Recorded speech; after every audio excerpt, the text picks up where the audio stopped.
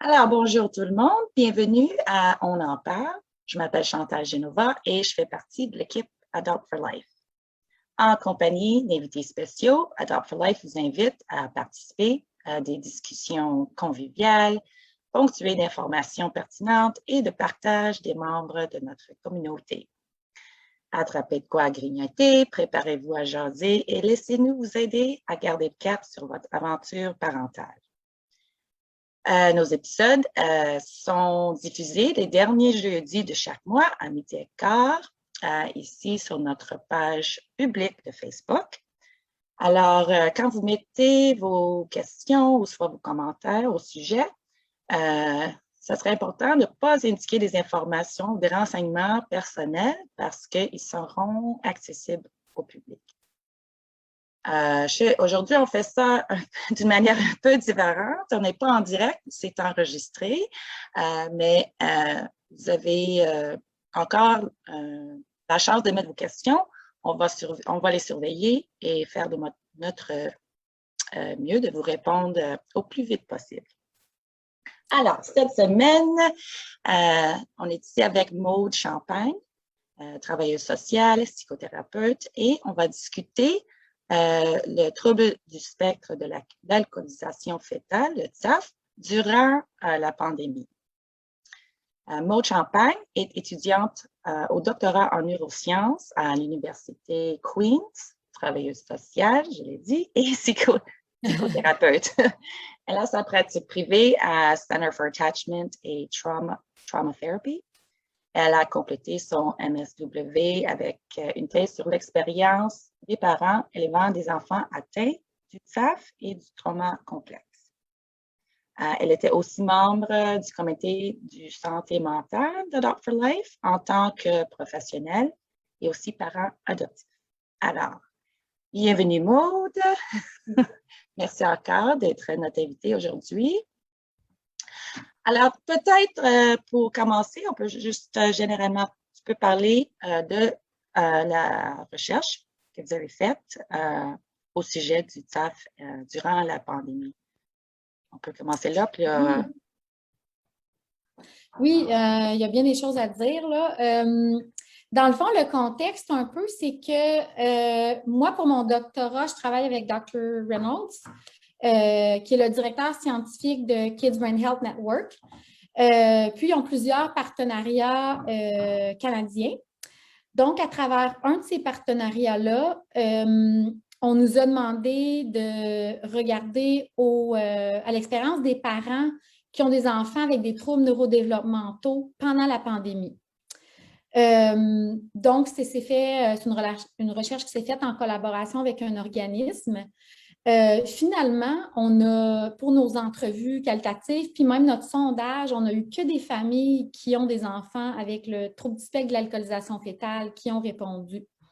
Puis, en parlant aussi avec, dans le fond, avec les employés de cet organisme-là, c'était clair que l'expérience des parents qui ont un enfant avec le TSAF versus d'autres troubles neurodéveloppementaux était beaucoup plus intense. Okay? Puis là, ce n'est pas en niant la souffrance des autres personnes, là, mais juste de ce qu'on nous disait. Puis c'était peut-être un peu pourquoi ils ressentaient peut-être moins le besoin de partager avec nous ce qu'ils vivaient.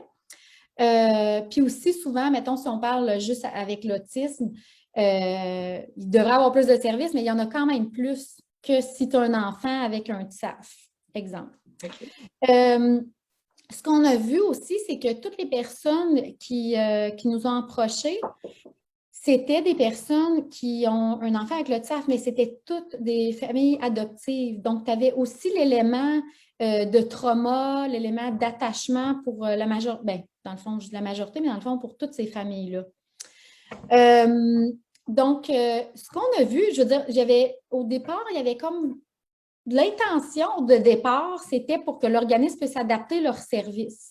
Sauf qu'en posant ces questions-là, on s'est rendu compte aussi que là, la situation était vraiment hors de contrôle pour beaucoup de ces familles-là. Je veux dire, juste dans notre sondage, taux de symptômes dépressifs chez les enfants, de troubles anxieux était vraiment en hausse.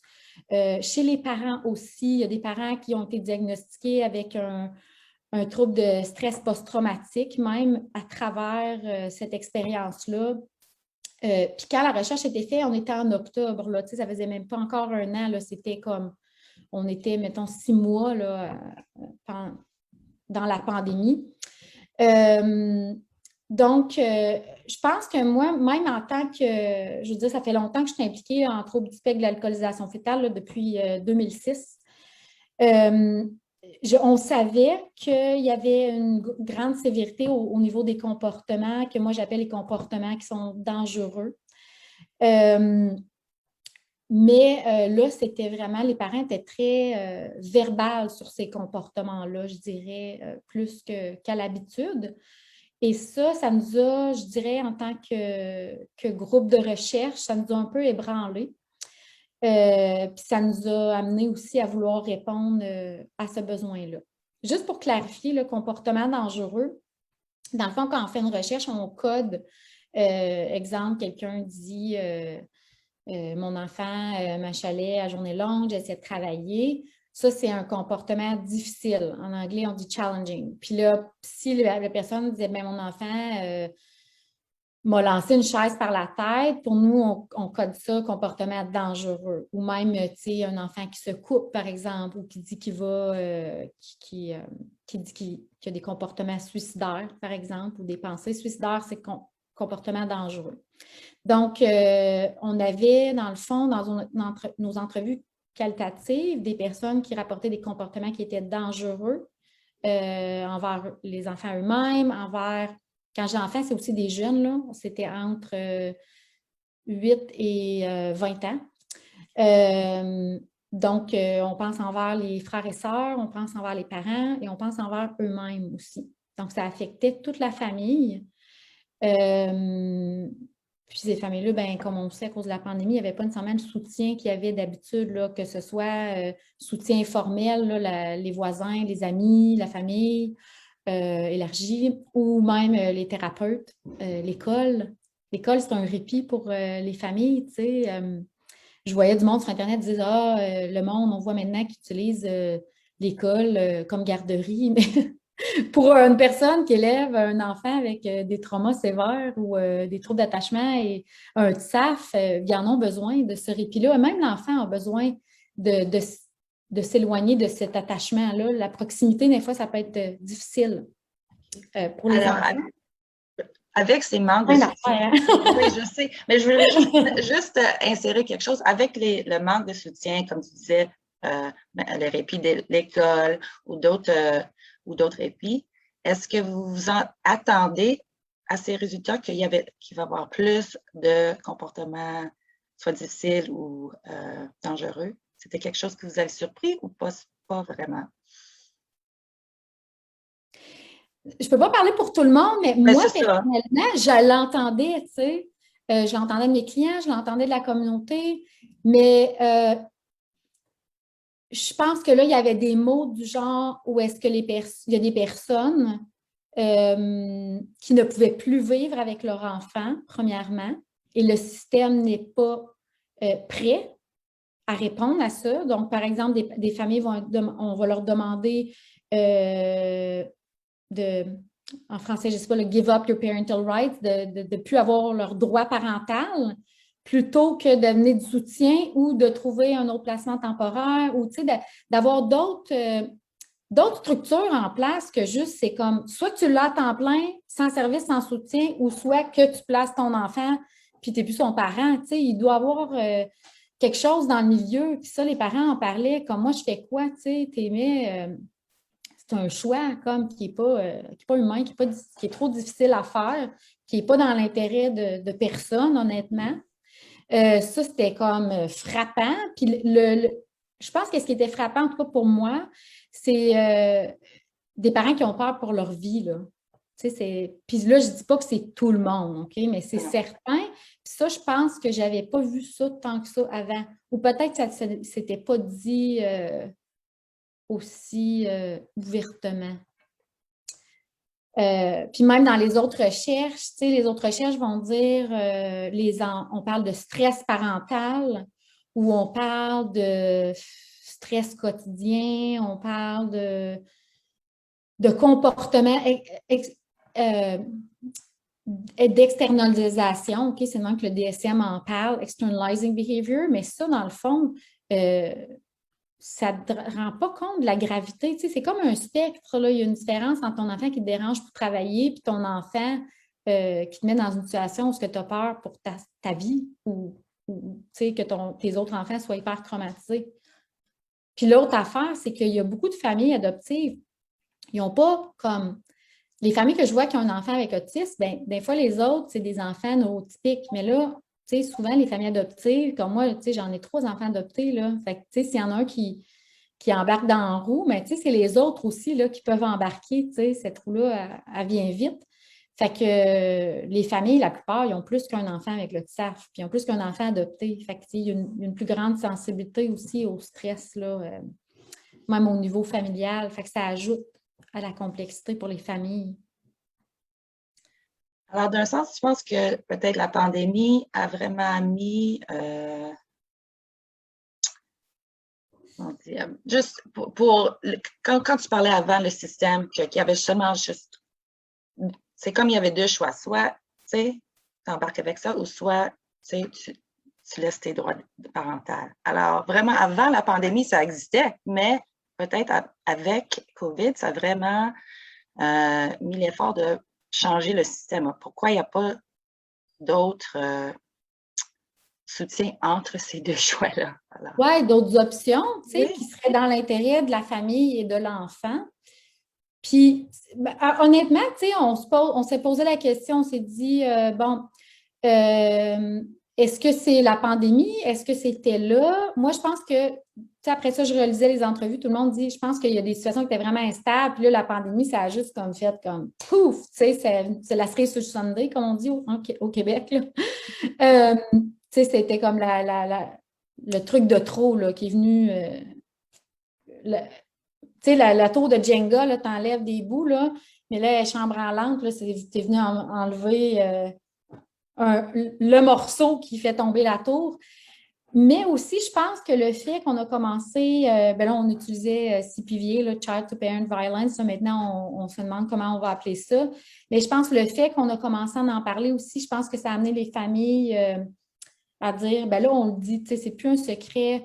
On le dit, pas pour stigmatiser les enfants, mais de dire, OK, ça peut être à ce point-là, on a besoin de soutien, nous aussi, les parents, et les enfants ont besoin de soutien, là. Tu sais, on a besoin d'avoir différentes options, on a besoin d'avoir des interventions aussi pour ça. Parce que nous, en TSAF, honnêtement, on n'a pas d'intervention directe qui va s'attaquer à ce problème-là du tout, là. Avant, comme quand moi j'ai commencé en 2006, notre but, c'était de faire comprendre aux gens l'enfant a un trouble cognitif, neurologique, brain-based disability qu'ils disent en anglais. L'enfant n'est pas capable de se comporter bien ou de faire telle tâche. Il y a des troubles sensoriels. Donc, c'est pour ça. Et il faut juste l'accepter, donner des accommodations environnementales. Exemple. Là, après ça, on a testé des interventions, mais il n'y en a pas beaucoup qui ont été testées.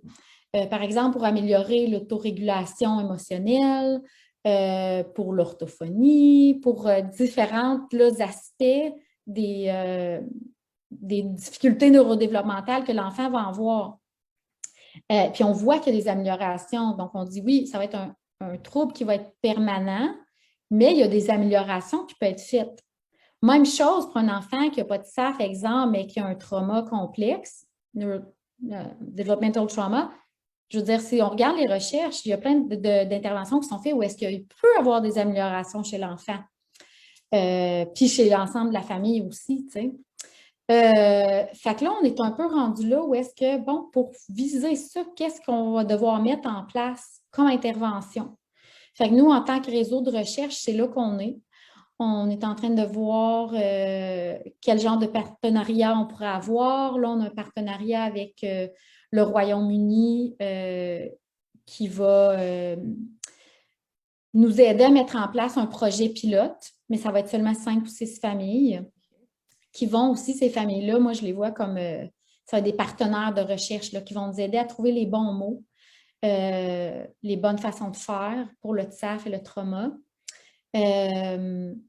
Parce que c'est ça, dans le fond, ça va être vraiment un pilote préliminaire pour pouvoir après ça aider de plus en plus de familles à faire face. Fait que je pense que c'est les interventions, mais ça va être aussi au niveau du système, là, je pense, de la protection de l'enfance, des services sociaux, de dire OK, comment on peut aider ces familles-là, même pour les premiers répondants. Là. Il y a des personnes qui appellent la police, ça se passe vraiment mal. Ce sont pas, c'est pas tous les policiers qui sont équipés pour répondre adéquatement.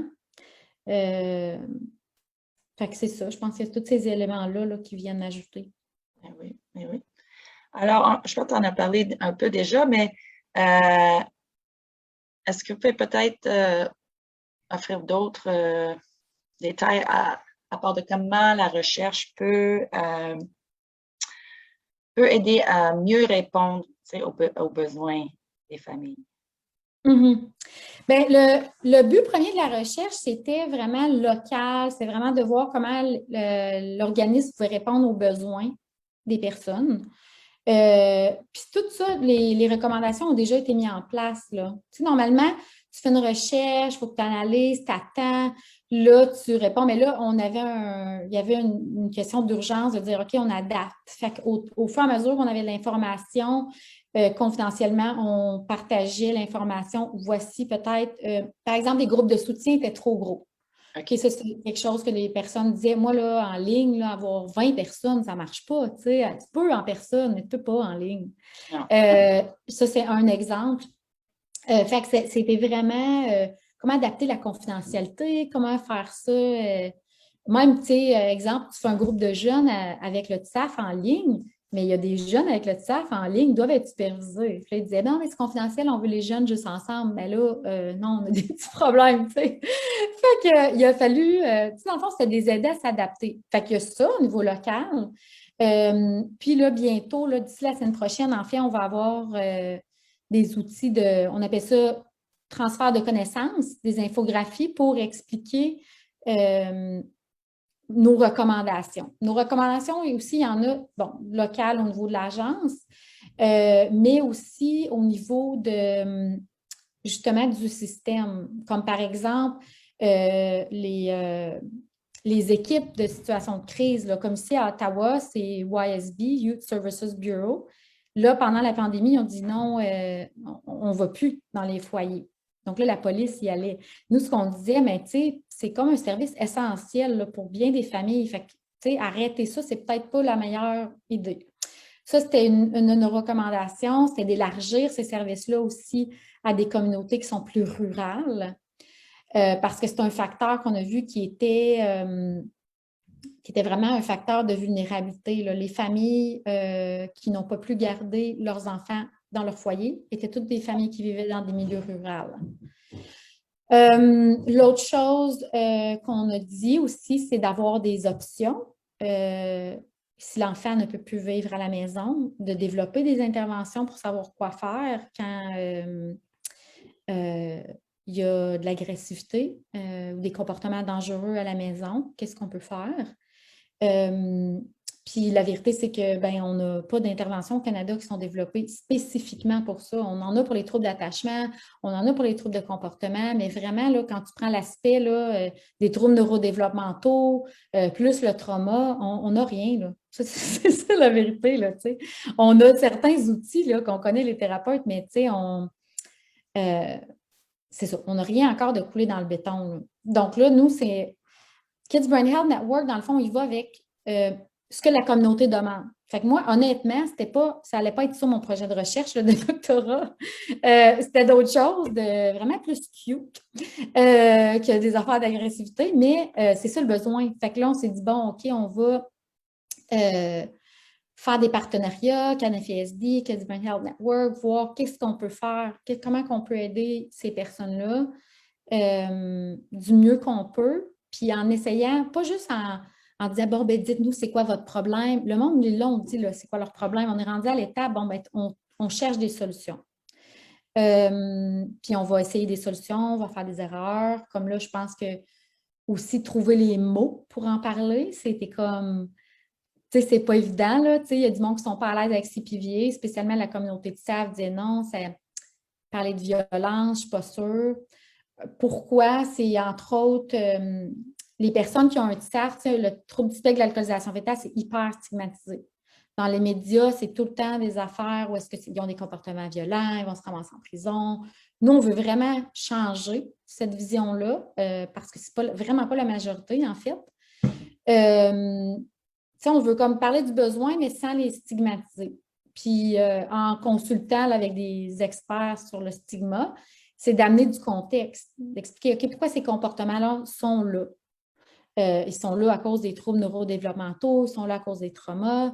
Il n'y a pas l'aspect intentionnel. Donc, il faut tenir compte de ça dans nos interventions, mais il faut tenir compte de ça aussi lorsqu'on en parle. D'essayer de mettre du contexte pour éviter de stigmatiser encore plus ces personnes-là, là, même en trauma. Là, je veux dire, les personnes qui ont été adoptées quand ils étaient jeunes, je pense que c'est blessant d'entendre parler d'eux d'une façon aussi négative.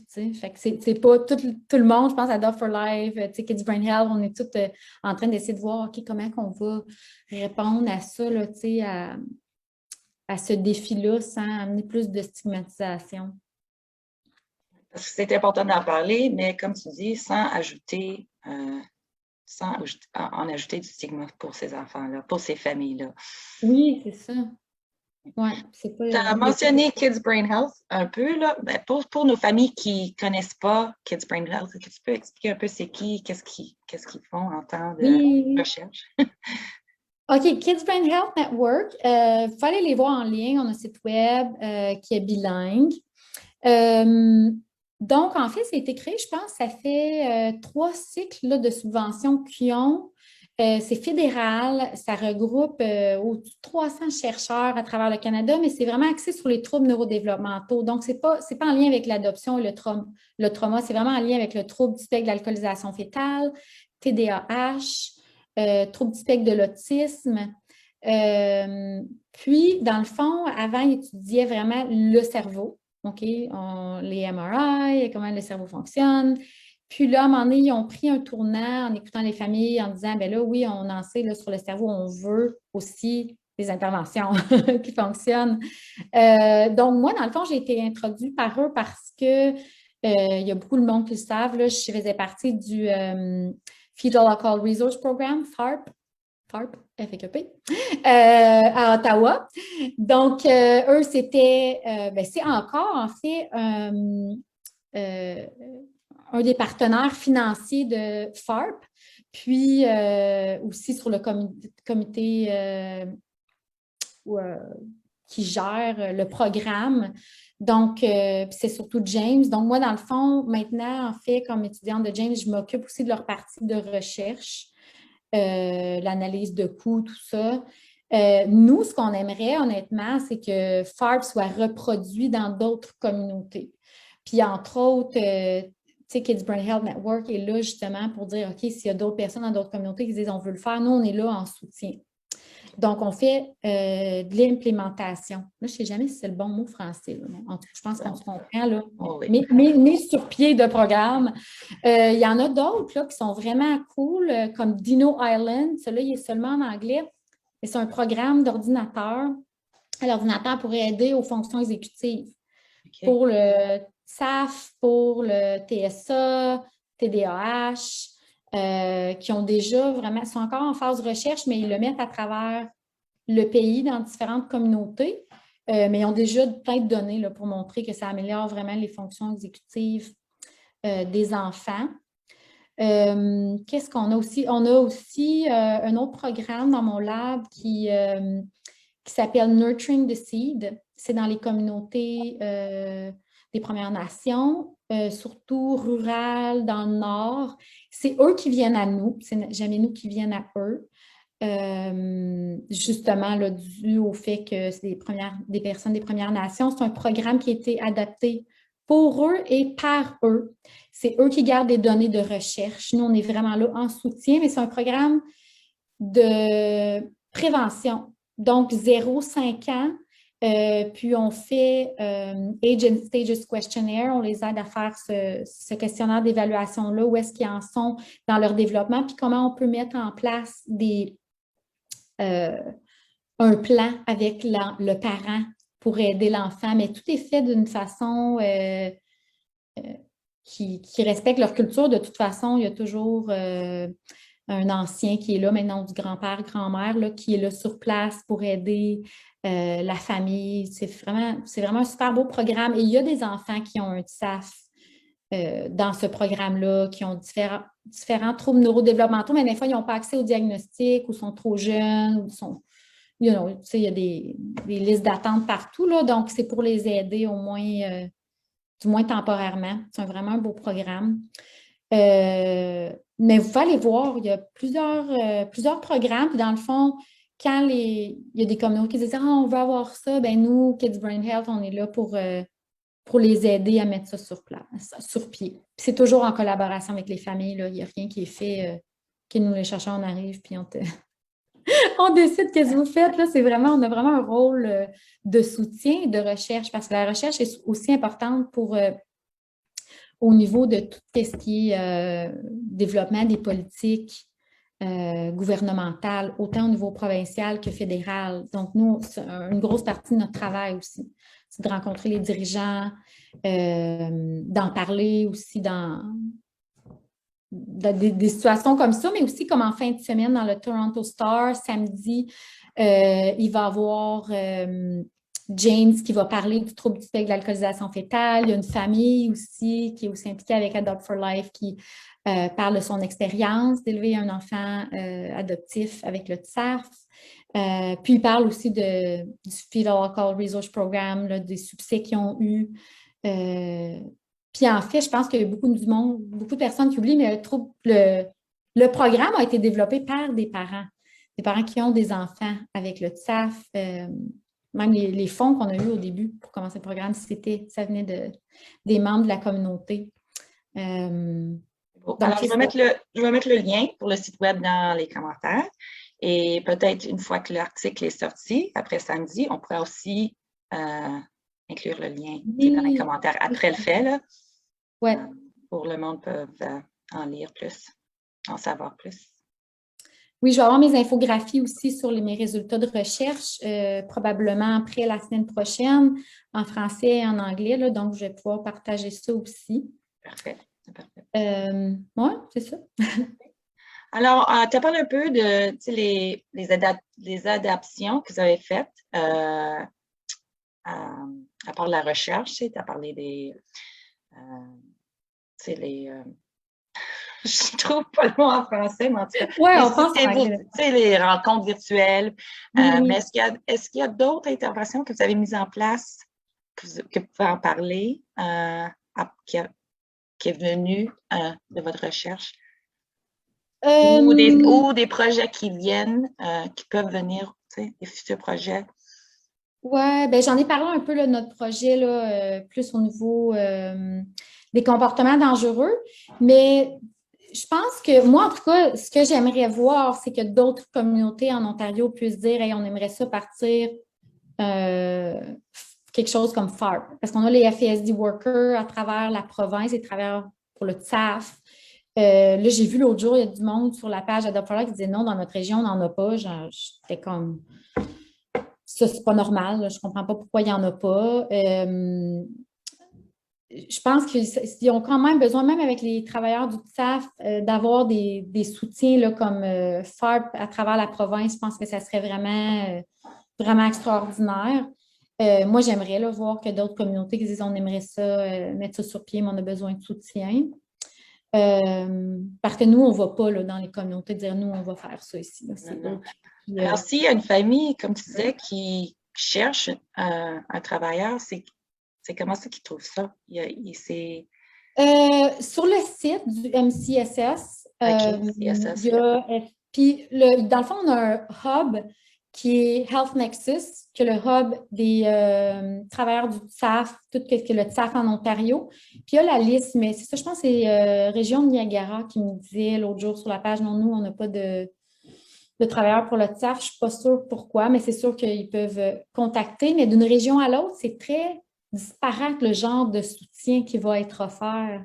OK. Tu sais, comme à Ottawa, c'est comme soutien intensif, puis tu as d'autres places que c'est comme on va te référer à des ressources, mais les ressources ne sont pas nécessairement informées sur le TSAF. Puis ça, c'est un autre point aussi, c'est que les ressources communautaires devraient tous connaître un peu c'est quoi le TSAF, tu sais, sans être expert là-dessus.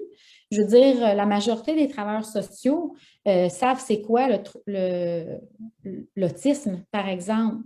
Tu sais, puis ils ont une petite idée c'est quoi un peu ce qu'il faut faire sans être expert, mais ça devrait être comme ça pour le TSAF. C'est encore plus, la prévalence est encore plus haute pour le TSAF que pour le TSA. Donc, tu dis, bon, ben, tu sais, il y a de l'éducation à faire. Je trouve ça surprenant que c'est moins, ben, ils sont pas, je ne veux pas dire éduqués, mais il n'y a pas de programme pour, parce Ouais, que moi, vraiment, dans le les fond, travailleurs sociaux, ils vont rencontrer ça, comme tu dis, c'est la sûr, c'est majorité de la fois. 4 de la population générale, mais dans les populations vulnérables, c'est encore plus haut. Moi, j'ai fait éducation spécialisée, un bac en travail social, une maîtrise, puis là, je fais un doctorat, tout relié, puis je le fais sur le sujet. Fait que c'est sûr, j'en entends parler, mais dans mes cours, j'en ai jamais entendu parler. C'est tout à part. Mais tu sais, ça, c'est comme tu dis, moi, c'est pas normal. Puis l'idée, c'est pas de devenir expert, mais c'est d'avoir au moins une base. Oui. C'est le trouble le plus prévalent au Canada, le trouble neurodéveloppemental congénital le plus prévalent au Canada. Mais c'est la stigmatisation qui est autour de ça aussi, je pense, qui fait que ça n'aide pas nécessairement. Là.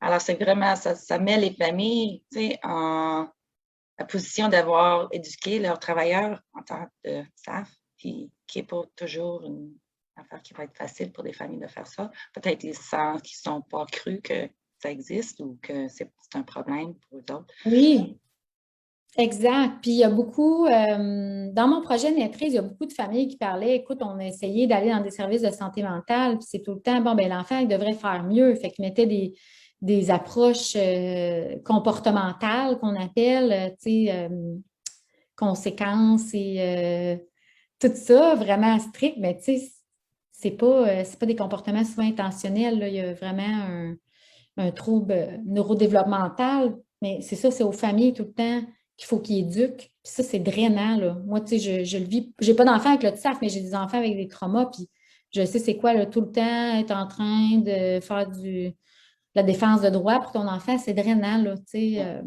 pour un parent. Là. Ça, c'est quelque chose que faire peut aider aussi. OK. Même à donner des formations. Mais c'est ça, c'est plutôt local. Il y a Health Nexus qui ont commencé à faire beaucoup plus de webinaires maintenant.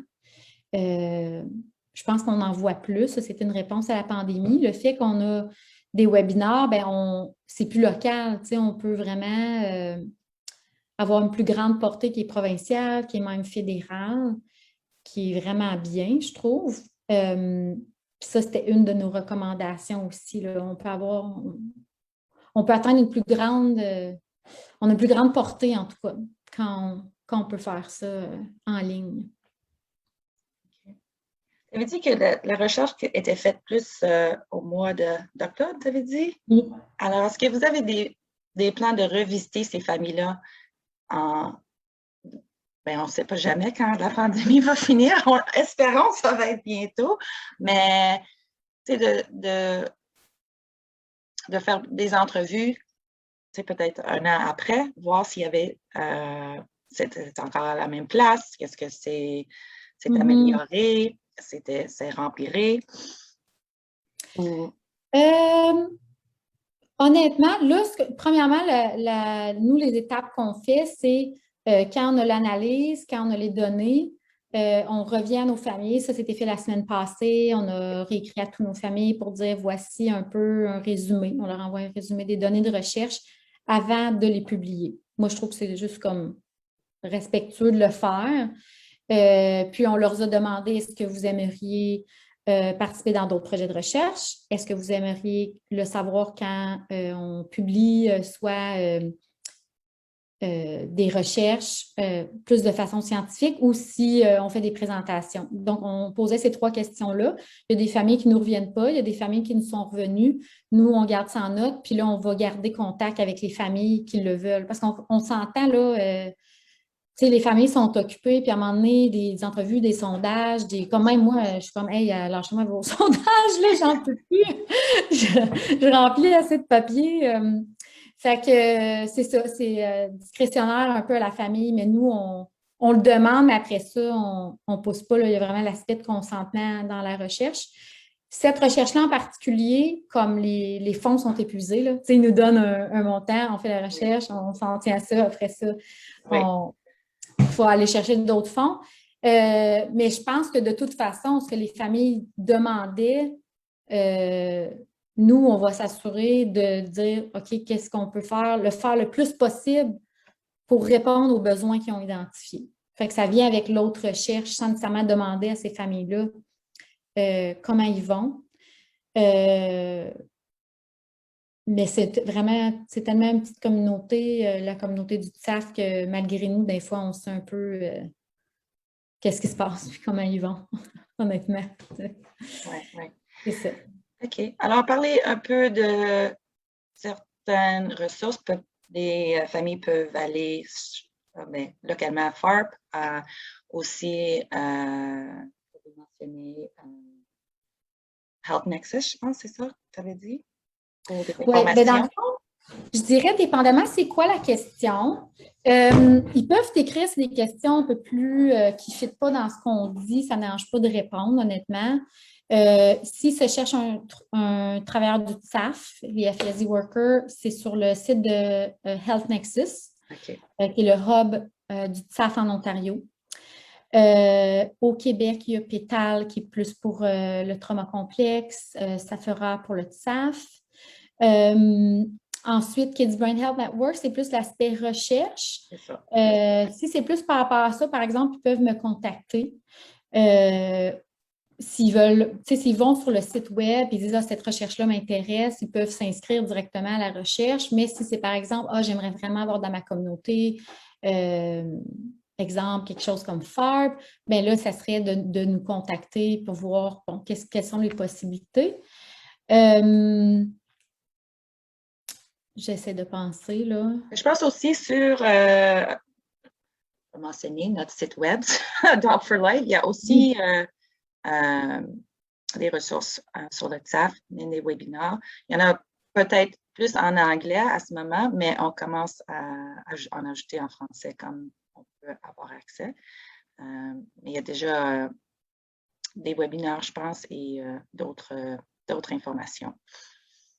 Oui, je pense que il y a celui que j'avais fait en anglais, il y a celui aussi. Il y en a quelques-uns qui étaient au symposium, je pense que vous avez pu mettre sur votre page, le même celui que j'ai fait sur les comportements dangereux, je pense qu'il a été mis sur votre page. Il y en a un sur la sexualité de Pascal, pas la sexualité de Pascal, mais sur la sexualité de Pascal. Oui, c'est ça. Health Nexus aussi ont des ressources, là. Ils ne donnent pas des conseils directs, mais Pascal est rendu à Health Nexus, il me disait que parfois, ils sont capables de diriger la personne là, plus au niveau provincial. Là. OK. Bon, il reste une couple de minutes. Alors, s'il y a quelque chose que peut-être je n'ai pas demandé, que je trouve important pour laisser savoir nos familles, de notre communauté Adopt for Life. Mais je pense que tu as déjà mentionné où trouver la majorité des ressources. Je pense que je dirais une chose qui est importante pour nous, c'est de le savoir des familles. Tu sais, souvent, on va avoir le message par tu sais, moi, c'est sûr, j'ai mes propres clients, je vais dans la communauté, je connais de mes amis qui ont adopté des personnes avec le TSAF. Je suis quand même proche de la communauté, c'est ça que j'essaie de dire, mais quand même, tu sais, j'invite vraiment les gens à nous écrire quand ils disent écoute, on a tel problème. Par exemple, le sommeil, tu sais, ça a été dit, un problème de sommeil. Ils ont développé à Kids Brain Health Network une intervention qui est en ligne. Donc, tu sais, nous, c'est en entendant les besoins de la communauté qu'on est capable de dire voici qu'est-ce qu'on peut faire. on ne peut pas tout le temps, là. Tu sais, je veux dire, on est limité, nous autres aussi, mais je pense que c'est comme moi, j'invite vraiment les gens à partager leurs besoins. Tu sais, même si c'est sur la page, après, en commentaire, dire moi, c'est telle chose, je trouve qui devrait être développée, mais nous, ça nous aide après à s'enligner dans la bonne direction, là. Parce qu'on a aussi des données. Tu sais, quand on applique pour une recherche, pour des fonds, il faut être capable de dire voici ce que les gens ont dit qu'ils veulent. Tu sais, faut avoir des traces de ça. C'est ça. Je pense que c'est ce que j'aurais à ajouter. Alors, si on encourage les familles tu sais, à s'exprimer de quelles ressources ils ont besoin, de c'est quoi qui ont besoin d'aide. S'ils ne se sentent pas confortables à mettre ça dans les commentaires, tu sais, sur la page publique, est-ce qu'il y a une autre, vous pouvez, je vous dis que vous pouvez nous écrire un message direct ou vous pouvez nous écrire un message à info@adoptforlife.com et on pourra relier ces informations à Maude ou à la propre organisme. Oui, certainement. Oui, OK. ça va me faire plaisir. OK. Alors, je te remercie encore, Maude. Merci, Chantal. Bonne journée. Le mois prochain, c'est déjà le mois de mai. À la fin de mai, notre invitée, ce sera Karine Tremblay, qui va parler de sa recherche du trauma de l'affiliation. Alors, oui. À bientôt. Merci, Chantal. Bye.